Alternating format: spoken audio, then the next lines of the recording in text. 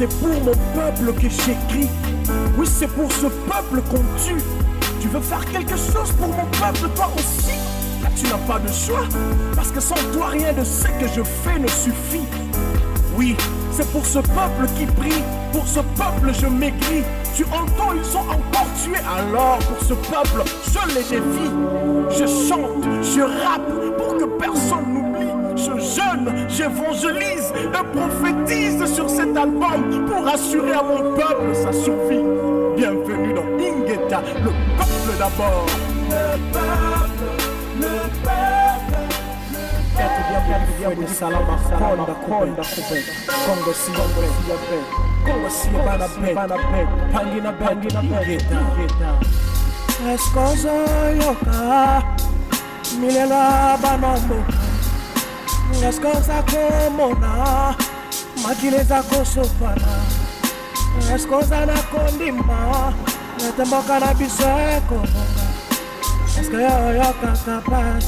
tango monaka epaya baninga eskozana kiadindeko natina liwaya lumukai esko kundima makambo ekosala makala Kongo kotikate. Bonsoir, ici Henri Ngaka. Bienvenue à notre émission spéciale sur la recolonisation de l'Afrique, en fait de la République démocratique du Congo, le thème même de cette grande conférence qui aura lieu dans quelques minutes à Montréal. À l'émission ce soir, 3 invités de marque, monsieur Patrick Mbeko qui est politologue, monsieur Ndandou qui est également politologue, et nous allons aussi avoir monsieur Aziz Fall. Et nous avons aussi avec nous à cette émission une dame d'ailleurs, je n'ose citer son nom, elle parle beaucoup, donc vous aurez l'occasion de la rencontrer. Et nous avons également un Canadien, certain monsieur Lebleu, qui est avec nous et avec qui on va parler. Donc voilà, c'est l'ensemble de cette émission. Alors, restez là, ça va causer après ces messages publicitaires.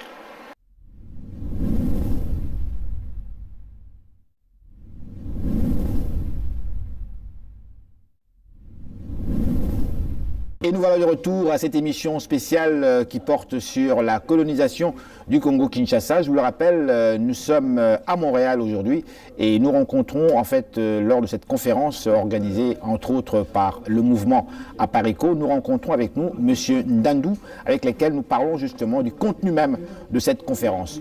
Monsieur Ndandou, bonsoir et merci de votre participation à cette émission spéciale. Bonjour monsieur Ngaka. Je suis à votre écoute. Monsieur Ndandou, ma toute première question est celle en fait de savoir si vous pouvez nous situer un petit peu sur votre lecture de la situation politique actuelle en RDC. Comme vous le savez, nous sommes réunis aujourd'hui puisqu'on parle déjà des élections d'ici l'année prochaine, 2016.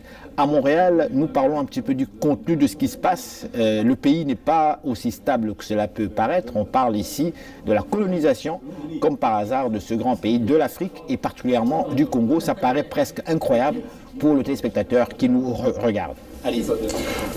Bon, mais ma compréhension de la situation, c'est que d'abord dans le monde, nous sommes menacés par presque une 3e guerre mondiale qui peut être thermonucléaire.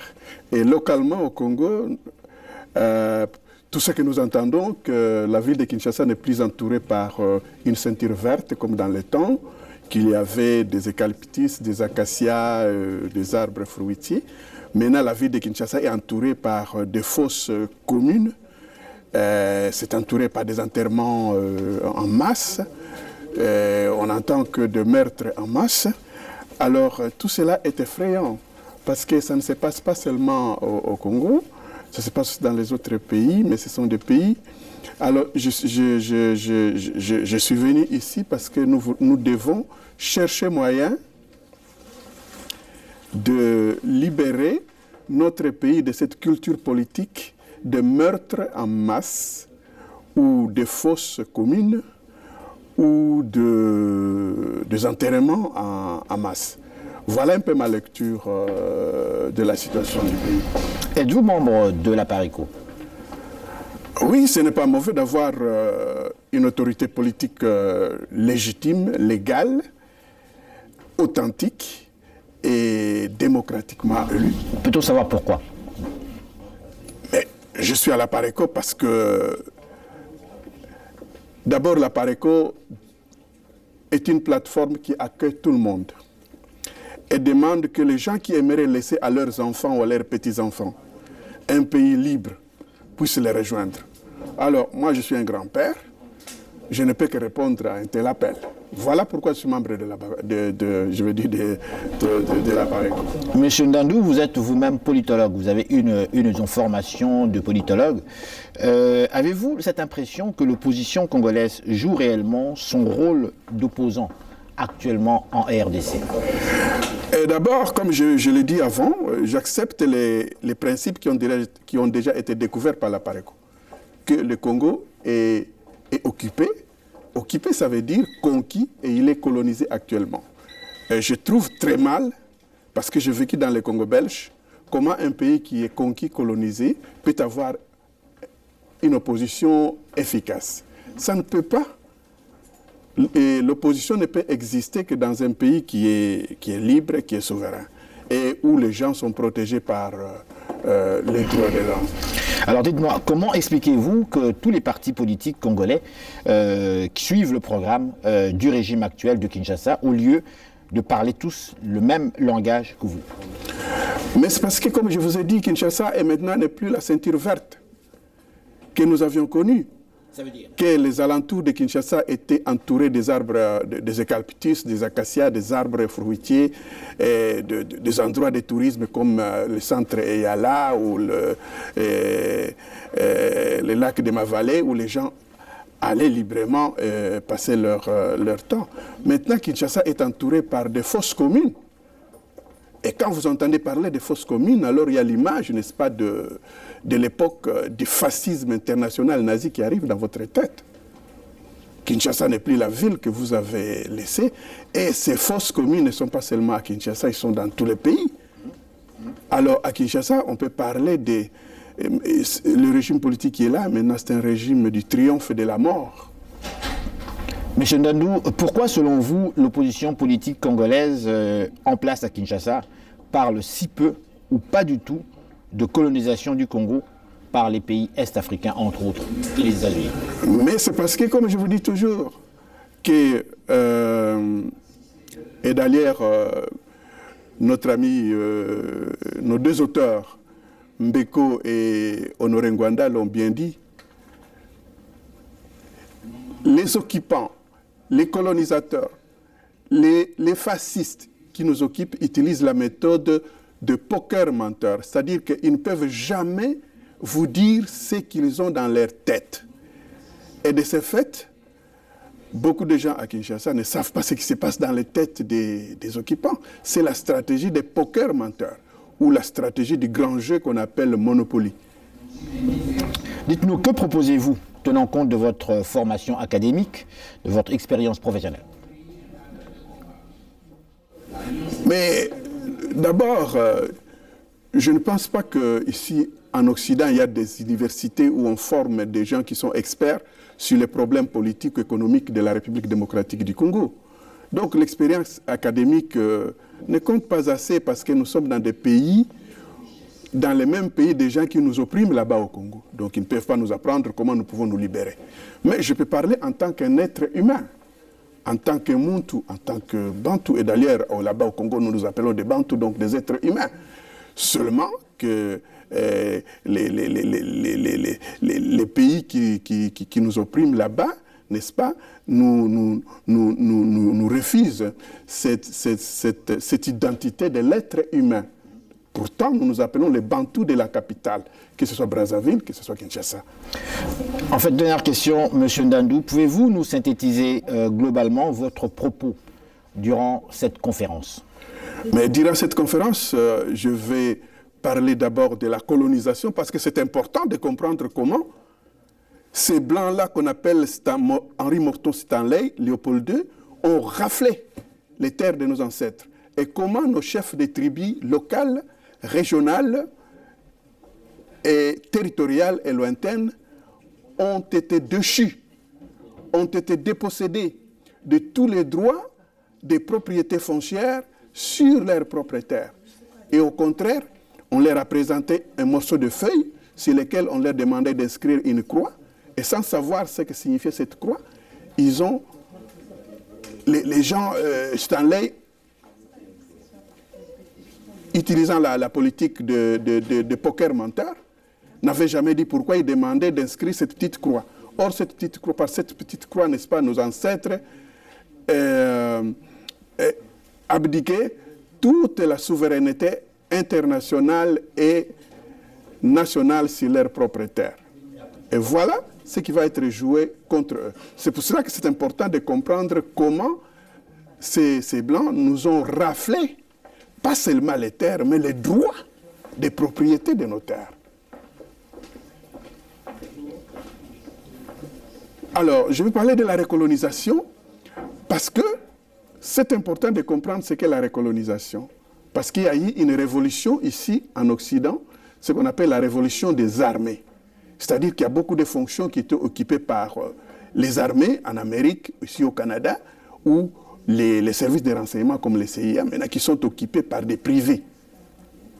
Et alors, ils sont venus en Afrique là-bas, ils ont contacté des pays, et maintenant, il y a des pays comme l'Ouganda ou le Rwanda ou le Congo lui-même, que ces armées ne sont plus comme des armées que nous avons connues dans le temps, qui défendaient l'intérêt national. Maintenant, ce sont des armées de mercenaires qui sont engagés et qui sont payés par les grandes compagnies multinationales. Alors je voudrais que les gens comprennent cette différence, que nous n'avons plus des armées nationales en Afrique, nous avons des armées qui sont des mercenaires des grandes compagnies internationales. C'est là que maintenant va venir la proposition que je voudrais faire à notre ami M. Fall ici, M. Aziz, la proposition qui était du groupe de Casablanca, qui était de constituer un haut commandement militaire conjoint africain pour défendre les intérêts africains. Parce que maintenant, nous n'avons plus des armées nationales, nous n'avons que des mercenaires qui sont payés par les grandes compagnies multinationales. Merci beaucoup, M. Nandou. Merci. Merci beaucoup, M. Ngaka.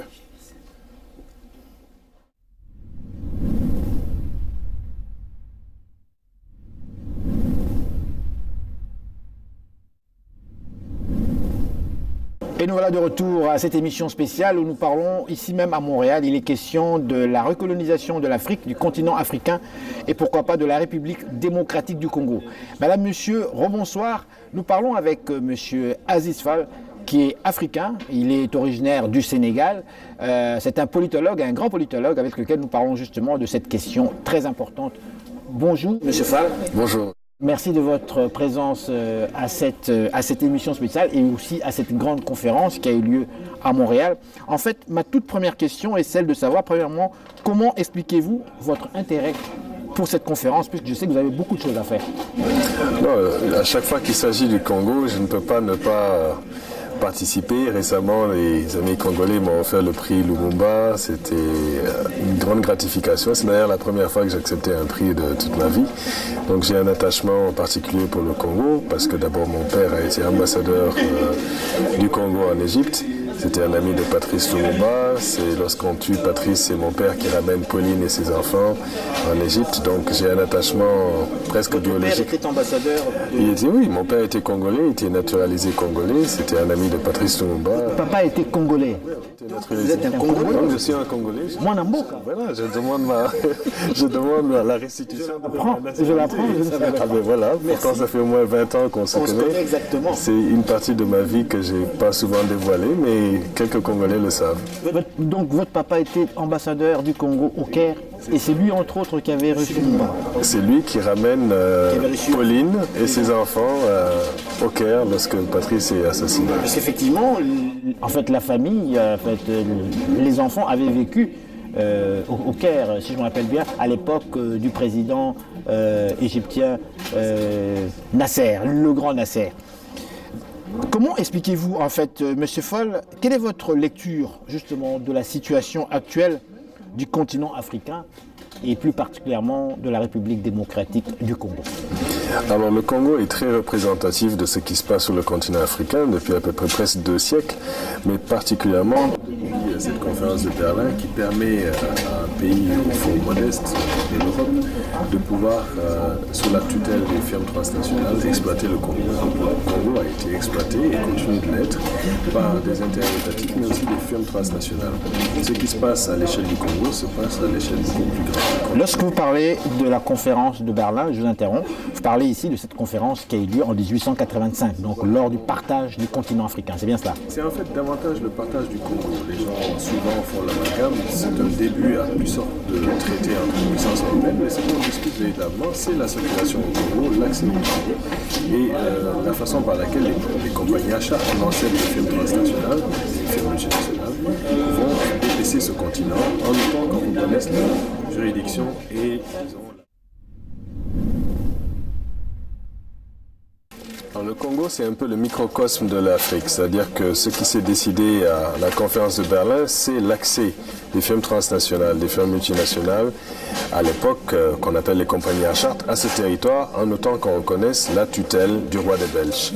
Lorsque le processus de décolonisation se fait, l'ordre mondial, qui est dans une guerre froide, se rend compte qu'on ne peut pas laisser ce pays devenir souverain. C'est une anomalie géologique, il y a trop de ressources, et surtout, sa classe politique est très très peu formée.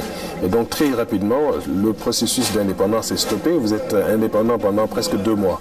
Et depuis cette période-là, la souveraineté du Congo est mise à mal par l'expropriation, le pillage des ressources, des matières premières qui, passant du nucléaire à l'or, va maintenant passer au coltan, etc.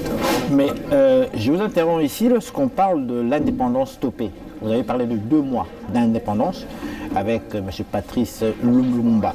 Je vous ramène vers une autre question. Ici, la question est que comment expliquer alors que la Belgique, le royaume de Belgique, ait accordé, on dirait presque rapidement, l'indépendance aux postulants congolais. On parle du 30 juin 60, alors qu'il y a eu un Van Blissen, le professeur Van Blissen, qui avait dit non, écoutez, c'est noir, dans 30 ans seulement. La Belgique a accordé l'indépendance en 60 parce que se disait que ces gens-là ne sont pas prêts. Ils n'ont pas de cadre, ils ne sont pas préparés, de toute façon, ça va péter. Alors, lorsque vous dites maintenant que cette indépendance a été stoppée, il n'y a pas une certaine contradiction quelque part? Non, pas du tout. Pour l'establishment belge, avant l'indépendance égale après l'indépendance. C'est un peu comme ça avait été écrit au tableau dans le fameux film. Et donc en réalité, cette mentalité-là, très coloniale, paternaliste, a été elle-même confrontée à la réalité de la guerre froide, c'est-à-dire des États-Unis qui, eux, veulent réaffirmer leur prééminence dans l'espace. Donc c'est les États-Unis qui, grâce aux firmes transnationales, vont fragmenter le pays, le Katanga, etc., vont choisir les gens qui vont remplacer Lumumba, vont faire assassiner le secrétaire général de l'ONU, Dag Hammarskjöld, et vont faire assassiner Patrice Lumumba. Donc en réalité, la Belgique, un peu comme à l'époque du congrès de Berlin, est une puissance mineure face à un jeu beaucoup plus grand qui la dépasse. Elle fait plusieurs gesticulations, mais en réalité, elle n'est pas maîtresse du jeu. Le problème, c'est la façon par laquelle la classe politique congolaise elle-même n'est pas capable de prendre son rôle historique et très rapidement se contente du rôle de supplétif dans lequel on le place, c'est le régime de Mobutu. Et la suite de l'histoire, c'est une histoire plus complexe puisque la fin de la guerre froide nous fait rentrer dans un repavage étatique de l'Afrique centrale avec un rôle cette fois-ci laissé à l'Ouganda et au Rwanda dans un dispositif de la politique américaine.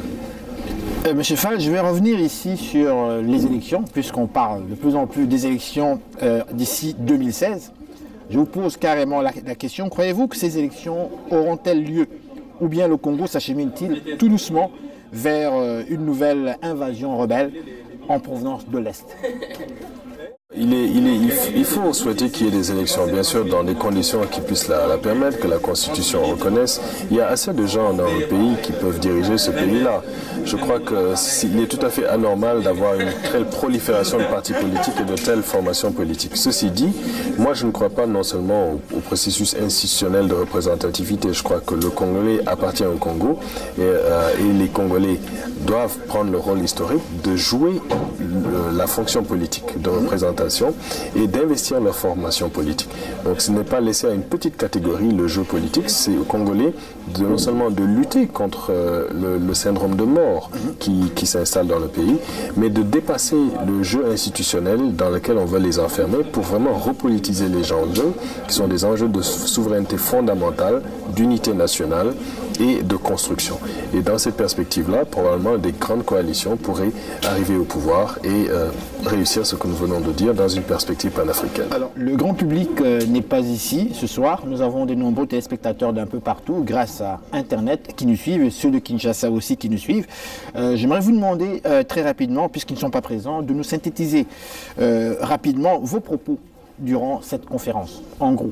Alors, j'étais venu présenter quelques extraits de mon film Africom Go Home, base étrangère hors d'Afrique, qui sonne l'alarme en fait sur l'ampleur de la recolonisation du continent. En fait, les forces tenant de l'ordre mondial préfèrent instaurer un ordre géopolitique puisqu'elles ont perdu dans la coopération économique en faveur de pays comme les pays du BRICS, notamment la Chine.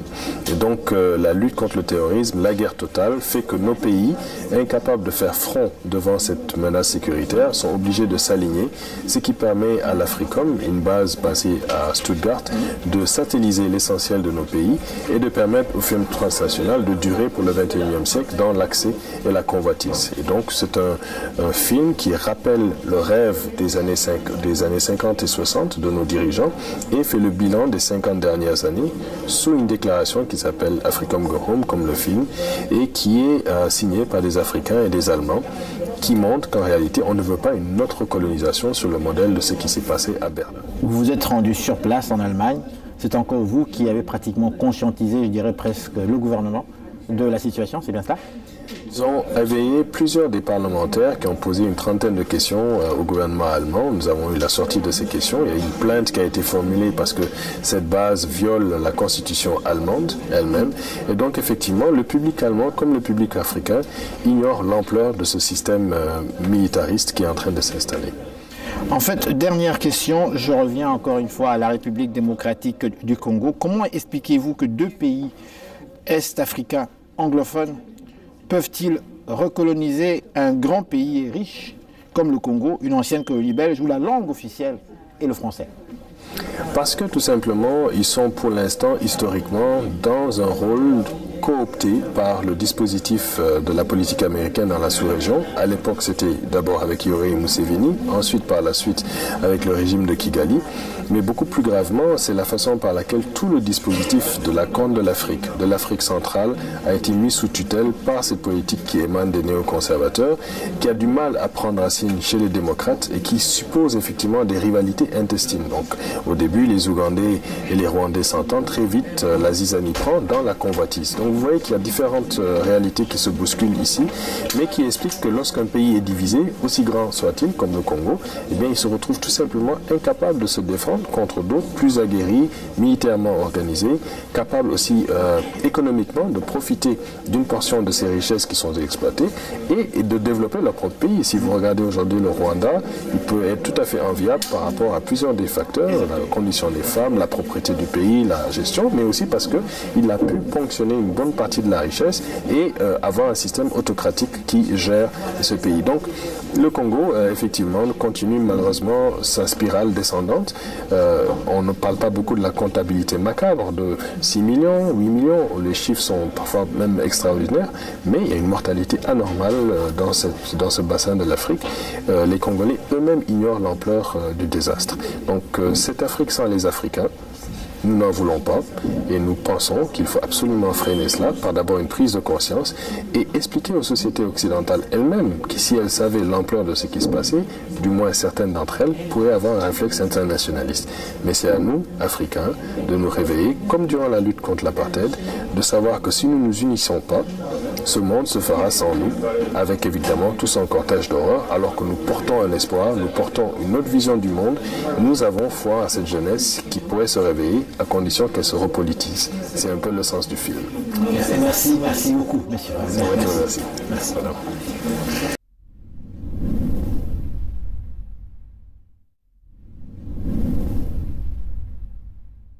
Et nous voilà de retour à cette émission spéciale où il est question aujourd'hui même à Montréal. On parle de la recolonisation de l'Afrique et plus particulièrement de la République démocratique du Congo.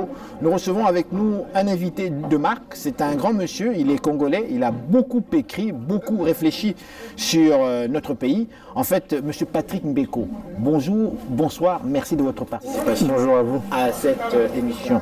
Monsieur Mbeko, en fait, d'abord, vous êtes politologue, vous êtes un chercheur, vous êtes écrivain aussi. Que cherchez-vous juste devenir le prochain président congolais à la place de Joseph Kabila? Car nombreux parlent déjà, nombreux murmurent déjà sur vous. On murmure, mais ce n'est pas... pour l'instant, la politique ne m'intéresse pas trop. Pas plus que ça, donc je préfère faire ce que je fais actuellement. Oui. La politique peut-être un jour, mais je ne sais pas pour l'instant en tout cas. Alors dites-nous, où vous situez-vous dans votre combat politique actuel en République démocratique du Congo? Dans quel sens? Faites-vous partie, êtes-vous membre d'un parti politique? Je ne suis membre d'aucun parti politique, mais je connais des gens dans presque tous les partis, parce que la plupart des partis ont fait appel à moi. Et donc, voilà. Et est-ce que vous considérez-vous comme un combattant? Ça dépend du sens. Hein. Si c'est dans le sens que l'on connaît aujourd'hui, les combattants, des gens qui manifestent dans la rue, non. Je me considère plutôt comme un combattant dans le sens de Nkrumah, de Kadhafi, de ces gens-là qui se sont battus, qui ont combattu pour la dignité des Africains de l'Afrique. Dites-nous alors, pourquoi écrire tous ces ouvrages sur le Congo? D'abord, qui vous lit? Aujourd'hui, je pense que je suis lu par beaucoup de gens. Et d'ailleurs, à chaque fois que je sors un livre, j'ai une réaction d'un haut cadre de la mission des Nations Unies au Congo. Oui. Ah bon? Tout à fait, oui. Qui m'écrit pour me dire ce qu'il en pense, il me donne son avis là-dessus. Donc vous avez cette impression d'être suivi et compris, surtout compris. En tout cas, si je me fie à tous les messages que je reçois aujourd'hui du Sénégal, de Guinée, de plusieurs pays africains, des étudiants africains, des étudiants même arabes aujourd'hui, des radios, parce que j'ai été même récemment invité, il y a eu une demande d'une radio algérienne. En Algérie même? Oui, tout à fait. Donc je me dis que je suis quand même pas mal suivi. Alors parlons rapidement de l'objet même de cette conférence. De quoi s'agit-il et comment expliquez-vous votre présence dans ce lieu? Moi j'ai été invité, j'étais en tournée en Europe et les membres de la plateforme Apareco m'ont contacté pour une conférence sur la recolonisation du Congo et de l'Afrique. Et donc je me suis retrouvé ici avec le professeur Aziz Fall et un autre compatriote. Et donc nous avons abordé le sujet et j'ai voulu aborder moi la partie géopolitique, tant sur le plan historique, donc la géopolitique historique du Congo, et puis aussi de l'Afrique, notamment les enjeux auxquels le continent est confronté aujourd'hui. Alors pour bien vous situer, pour bien vous présenter, parce qu'il y a de nombreux téléspectateurs qui ont entendu parler de vous, qui ont probablement lu votre ouvrage ou qui ont du moins entendu parler de votre ouvrage, puisque ça fait beaucoup de bouquins, qui se posent cette question. Êtes-vous membre de l'Apareco? Êtes-vous membre en fait du mouvement politique créé par M. Honoré Ngwanda, puisque vous avez écrit un ouvrage avec lui? Je ne suis pas membre de l'Apareco. Notre collaboration est une collaboration intellectuelle. M. Honoré Ngwanda est un acteur important de l'histoire politique de notre pays. Et donc nous avons décidé ensemble de mettre nos intelligences, si on veut, ensemble pour essayer d'éclairer modestement les Congolais sur les enjeux auxquels le pays est confronté depuis maintenant près de 20 ans. D'accord. Alors à titre de politologue, de spécialiste d'ailleurs, j'aimerais vous demander un petit peu votre synthèse sur la lecture de la situation politique et économique actuelle en République démocratique du Congo. Mais la RDC est un pays aujourd'hui qui est sous tutelle et sous occupation des forces étrangères. On mène contre le peuple congolais une guerre dite aujourd'hui de basse intensité, une guerre qui était dans le passé une guerre de haute intensité, mais qui s'est transformée pour devenir une guerre de basse intensité, mais avec les mêmes objectifs. Le morcellement du territoire et l'accaparement des richesses du sol et du sous-sol congolais. Dites-moi, que reprochez-vous juste au régime de Kinshasa, précisément? Mais moi, je reproche au régime de Kinshasa de travailler pour des intérêts autres que les intérêts des Congolais. Un gouvernement responsable et normal doit travailler pour son peuple. Mais quand les décisions de ce gouvernement sont orientées vers l'étranger, c'est qu'il y a quelque chose qui ne va pas. Et celui qui trône à la tête de notre pays, nous expliquons dans notre livre, est un mercenaire au service des intérêts étrangers. Et nous ne sommes pas le seul il n'y a pas que M. Honoré Ngwanda et moi qui le disons. Dans notre livre, nous reprenons les dires de plusieurs personnes, dont Aldo Ahelo, qui était quand même l'envoyé spécial de l'Union européenne dans les Grands Lacs, et qui dit clairement que Kagame avait demandé à Kabila des gages pour exploiter l'Est du Congo, et Kabila leur a donné... On parle de papa Kabila, le père? Non, le fils. Le fils, celui qui est considéré comme le fils. Il l'a accepté clairement. Et c'était lors d'une rencontre qui a eu lieu en Tanzanie, à l'occasion de l'investiture du président Kikwete. Donc Kagame était là et Kabila aussi était là. Ils ont discuté ensemble et M. Aldo dit clairement qu'il a été question du Congo et des richesses du Congo que Kabila a accepté de partager avec le Rwanda, puisque juste à la suite d'ailleurs de cette rencontre, on entendra de plus en plus parler du partage des richesses, tant de la part de M. Herman Cohen que de Nicolas Sarkozy et même de Aldo Arello lui-même aussi. Parlons de votre ouvrage écrit en collaboration justement avec M. Ngwanda, Stratégie du chaos et du mensonge. Pourquoi cette collaboration mutuelle et que recherchez-vous exactement ? Précédemment, pour nous, c'est une collaboration intellectuelle et le but, c'est d'éclairer modestement les Congolais des enjeux auxquels le pays est confronté, parce que nous avons observé, nous avons publié des livres dans le passé, M. Noring Banda aussi a publié 2 ouvrages, moi aussi, et après avoir observé, analysé le comportement des Congolais, nous nous sommes dit qu'il y avait quelque chose qui manquait à la compréhension de ces événements. Pourquoi les Congolais s'en remettaient toujours à la mal nommée communauté internationale pour trouver des solutions à leurs problèmes, alors que ce sont les pays occidentaux qui composent cette soi-disant communauté internationale qui agressent le Congo à travers le Rwanda et l'Ouganda. Et donc nous avons décidé de faire un travail avec une approche très particulière pour dire aux Congolais que la guerre au Congo, dans cette guerre-là, il ne faut pas seulement voir le Rwanda et l'Ouganda, mais surtout ceux qui les ont fabriqués, ceux qui ont mis en place la mécanique meurtrière, donc les puissances occidentales. Et sur la couverture, on met bien entendu les 3 visages, mais en arrière-plan, derrière la fumée, c'est le visage des puissances occidentales, des personnages qui composent en tout cas la mal nommée communauté internationale. Croyez-vous avoir atteint votre objectif, l'objectif recherché, c'est-à-dire auprès des Congolais? Avez-vous ce sentiment que les Congolais vous ont lu réellement, qu'ils ont saisi et qu'ils sont en mesure même d'en parler, d'en discuter, de même digérer un petit peu le contenu? Parce qu'il est fort quand même. Oui, tout à fait. Je dirais, au regard de tout ce que j'observe aujourd'hui, qu'il y a eu un grand pas de fait. Et moi, c'est la première fois que je vois des Congolais commander, un Congolais qui va commander 3 ou 4 bouquins pour le partager avec d'autres personnes. Il y a des Congolais qui ont commandé. Il y a des dizaines, des centaines de Congolais qui l'ont fait. Je l'ai vu à Londres, je l'ai vu à Bruxelles, je l'ai vu à Montréal. Des gens qui commandaient 3-4 exemplaires parfois pour leurs enfants, pour leurs femmes, pour leurs cousins, pour leurs beaux-frères, pour leurs amis. Pour moi, c'est quelque chose qu'on n'avait jamais vu de la part des Congolais. Donc ceux qui ont dit, ceux qui avaient l'habitude de dire que les Congolais ne lisent pas, pour une fois, on peut les contredire, on peut se porter en faute. Dites-moi, pour ceux qui n'ont pas lu, ceux qui nous suivent, ils sont à Kinshasa, ils sont un peu par-ci par-là, en Belgique, en France, par-ci par-là. Quelles sont les grandes lignes? Quel est le cœur? Qu'est-ce qu'ils doivent savoir exactement dans votre ouvrage?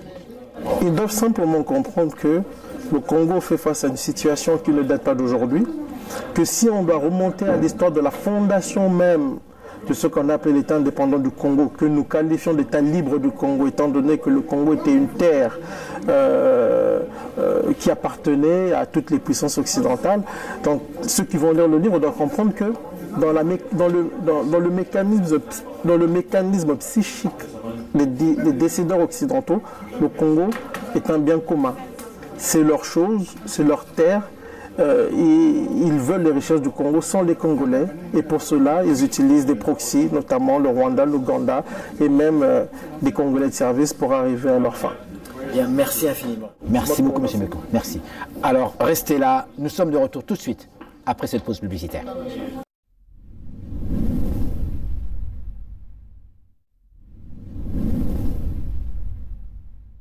Et nous voilà de retour à cette émission spéciale où il est question de la recolonisation de l'Afrique et plus particulièrement de la République démocratique du Congo.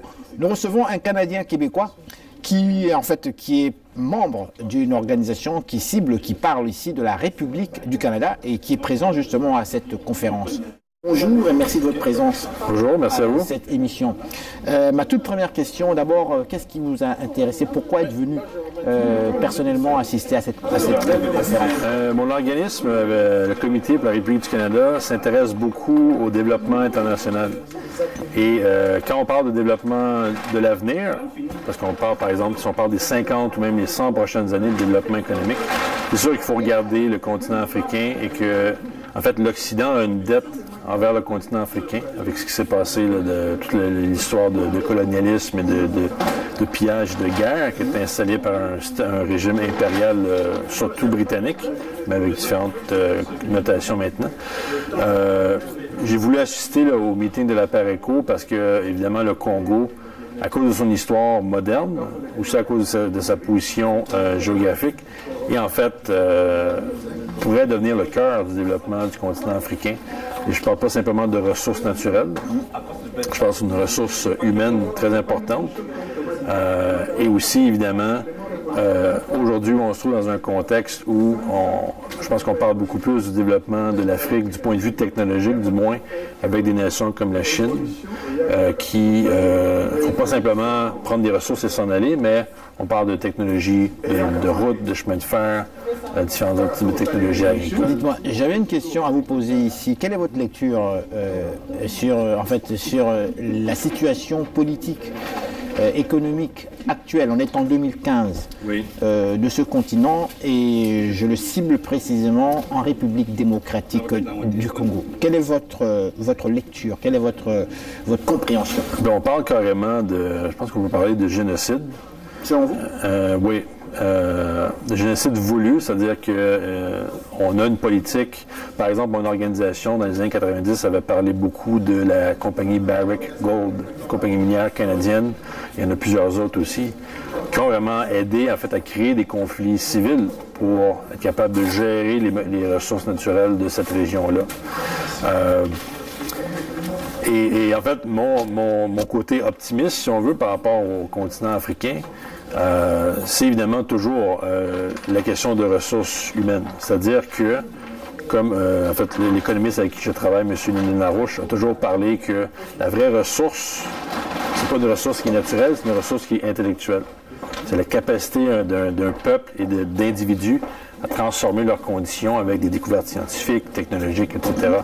Donc, je me rappelle, par exemple, j'avais parlé d'un petit programme spatial congolais, de ça quelques années, où j'avais trouvé ça sur les nouvelles sur Internet.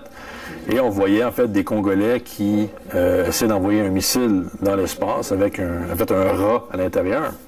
Et ça démontrait en fait comment la créativité humaine peut être opprimée, mais va toujours être capable de pousser les frontières, même si ce sont des petits pas. Ce sont des pas qui démontrent encore une fois que les humains ont cette créativité qui leur est donnée à leur naissance, et qu'en mettant l'accent là-dessus, et pour ça que moi, je vois que le Congo peut transformer le continent africain, et ça de manière très rapide, si on lui donne les bons outils. Vous avez suivi la conférence aujourd'hui, vous avez entendu les conférenciers.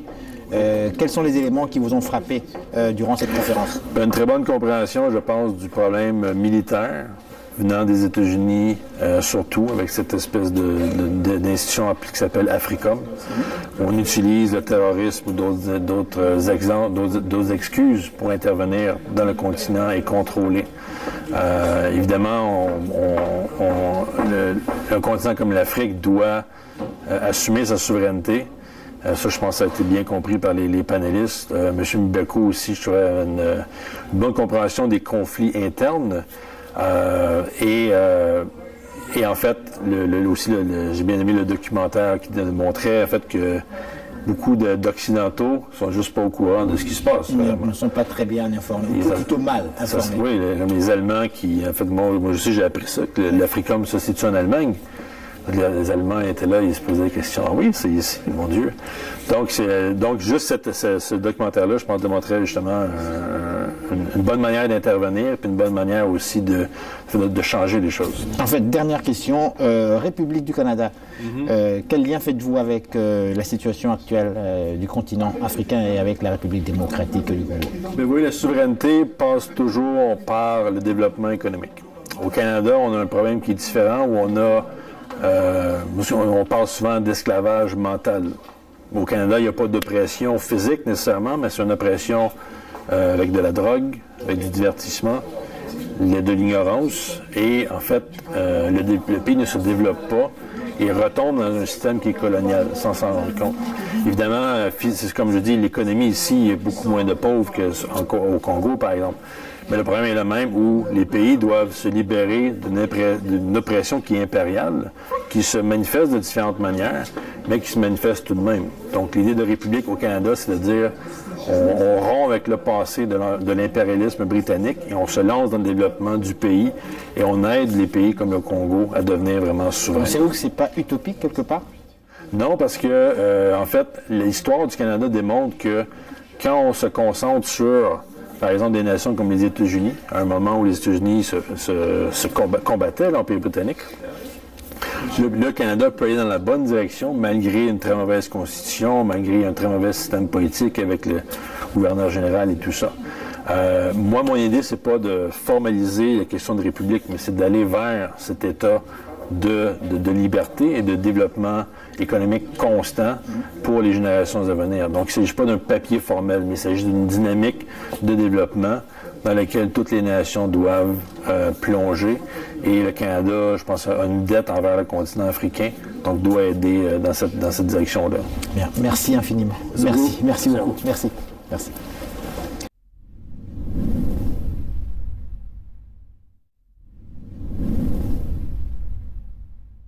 Et nous voilà de retour à cette émission spéciale où il est question entre autres de la recolonisation du continent africain.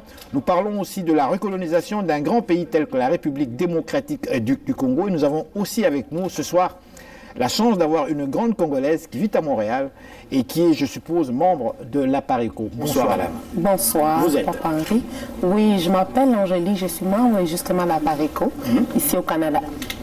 Dans le cadre de cette conférence portant sur la colonisation du Congo, de l'Afrique, le grand public qui nous suit ce soir, dont certains sont au Congo, enfin vous le savez, en Europe, en Asie, puisque cette émission va être diffusée sur Internet et à Kinshasa même, tous veulent savoir une chose, le pourquoi de cette conférence organisée au Canada et à Montréal précisément.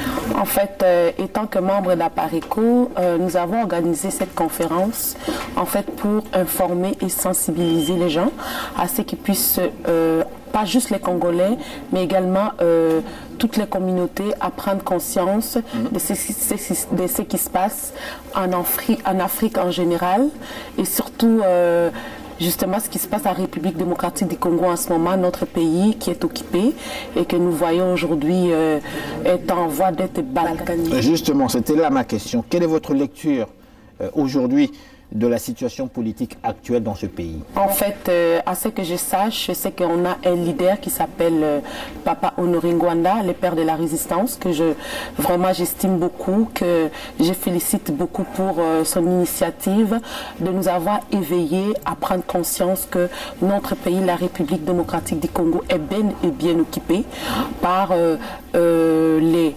Rwandais, Tutsis, les Ougandais et puis en fait qui sont soutenus par la communauté internationale et les Américains en voie de balkanisation et de nous éliminer complètement, nous les Congolais, dans notre pays. Alors que propose votre mouvement politique pour résoudre cette crise congolaise? En fait, actuellement, quand je suis le père de la résistance, Papa Honoré, nous sommes en train de nous préparer pour un soulèvement populaire qui veut dire la révolution pour pouvoir finir avec tout ce qui nous occupe dans notre pays. Il n'y a qu'une seule voie, il n'y a qu'une seule victoire, ça va être le soulèvement populaire pour en finir, pour libérer notre pays, la RDC. Alors dites-nous, qu'attendez-vous de l'opposition politique congolaise en place à Kinshasa, puisqu'il y a une opposition politique qui est là? Selon moi, il n'y a pas d'opposition, parce que les opposants... Il n'y a pas d'opposition, des opposants. Il n'y a pas d'opposants. Ce sont des faux. C'est de faux opposants, c'est de, je vais dire, de faux opposants, parce que ils sont tous corrompus. Ils sont tous corrompus. Pour moi, c'est du théâtre que ces gens vous jouent dans notre pays. Ces gens-là, ils n'ont pas de parole. C'est des gens qui vivent dans la peur, des opposants qui vivent dans la peur et qui ne sont pas capables de défendre le droit pour lequel le peuple les avait donné comme droit de les défendre. Ouais, mais eux, en fait, ce qu'ils disent, ils sont sur le terrain. Ils livrent la bataille sur le terrain, tandis que votre mouvement vit à l'étranger et est caché à l'étranger elle ne vit pas les conséquences, elle ne reçoit pas les coups de matraque et autres, elle n'a pas de problème, on ne vient pas les chercher chez eux à 4 h du matin, 5 h du matin. Alors, lorsque vous dites que ces gens-là ne sont pas crédibles, comment l'expliquez-vous concrètement? C'est parce qu'on voit bien ce qui s'est passé le 19, le 20, le 21 janvier 2015. En fait, les opposants avaient demandé aux jeunes d'aller manifester pour une cause et malheureusement, ces jeunes-là ont été assassinés et ces mêmes opposants n'ont pas été capables de défendre la population pour vous dire que parce que ces opposants ont peur eux-mêmes. Donc nous ne nous fions pas à ce qu'ils disent parce que c'est de faux opposants pour moi. Alors dites-nous, quels sont les objectifs? Vous avez parlé tantôt du mouvement de M. Ngwanda, que vous considérez comme étant le grand patron de ce mouvement qui est Apareco. Dites-nous, quels sont les objectifs recherchés par le mouvement dont vous êtes, je pense, à Montréal? Ok. En fait, notre mouvement qui est Apareco a un seul objectif, en fait, c'est libérer notre pays qui est occupé et deuxièmement le refonder parce que c'est un pays qui a été fondé mais avec tout ce qui s'est passé depuis 1996, le départ de Maréchal Mobutu, le pays est complètement dans les chaos. Alors que répondez-vous à ceux qui disent que vous intoxiquez la population, que vous mentez à la population, que M. Ngwanda lui-même ment à la population? Et j'ajouterai encore, que dites-vous, que répondez-vous à ceux qui le considèrent comme étant, j'utilise l'expression, Terminator, qui ont gardé cette image dans leur tête comme étant cet homme dangereux, un assassin pratiquement? Bon, je vous parle au monde entier.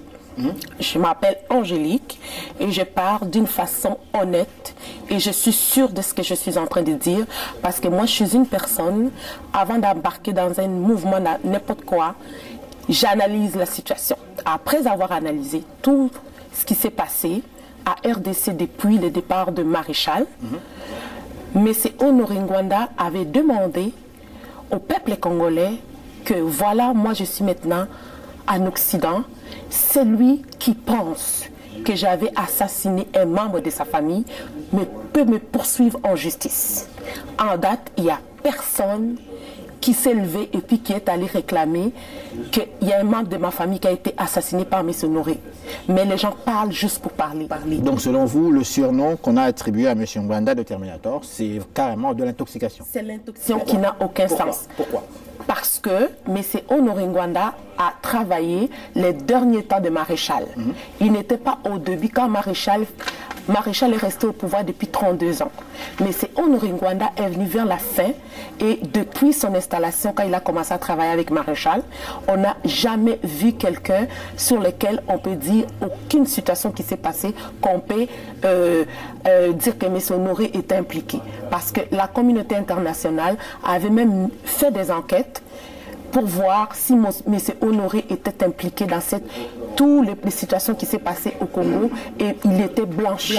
Ça n'a pas été le cas. Alors croyez-vous que M. Ngwanda compte-t-il se présenter aux prochaines élections qui auront lieu en 2016 en République démocratique du Congo? Moi, je le souhaite de tout mon cœur parce que c'est le seul espoir du Congo en ce moment. Lui-même a-t-il cette intention en dehors de vous? Moi, je sais que je connais Papa Honoré. Pour le moment, son seul souci, c'est que le pays soit libéré.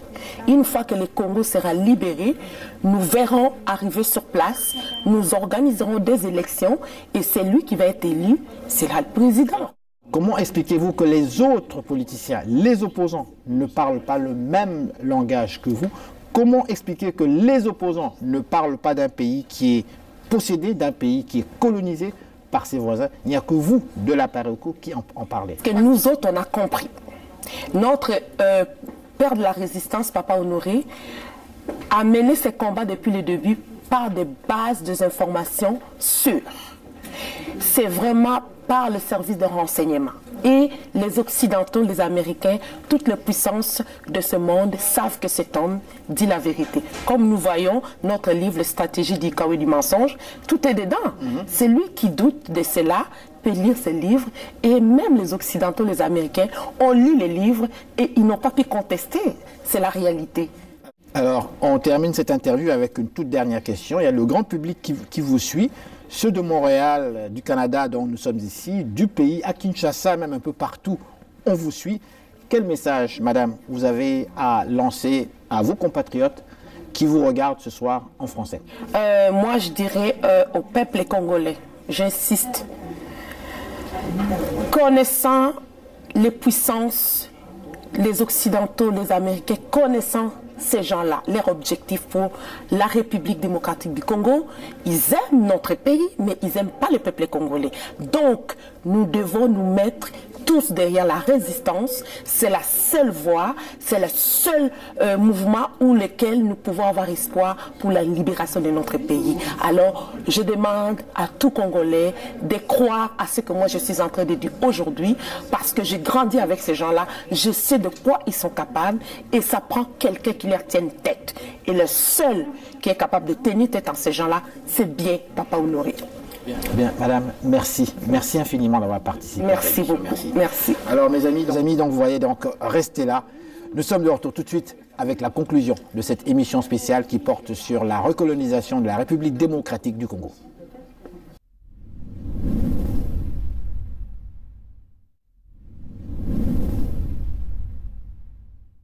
Et voilà, c'est déjà la fin de cette émission. Nous espérons sincèrement qu'elle a su vous plaire.